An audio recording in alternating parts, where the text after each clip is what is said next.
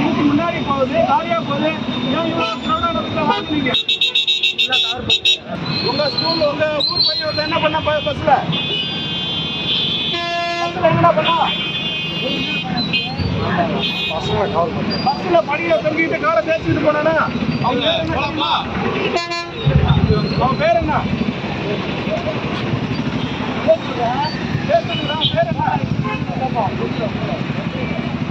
தமிழ் இந்த பொம்மை எடுத்துருவாப்பா.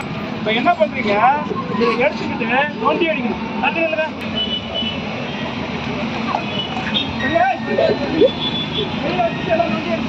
இது வரைக்கும் நண்டி அடிச்சுட்டோம்.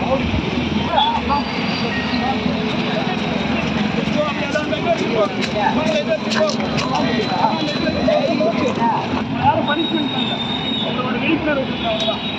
அப்படியே நோண்டி அடிச்சுட்டு பஸ்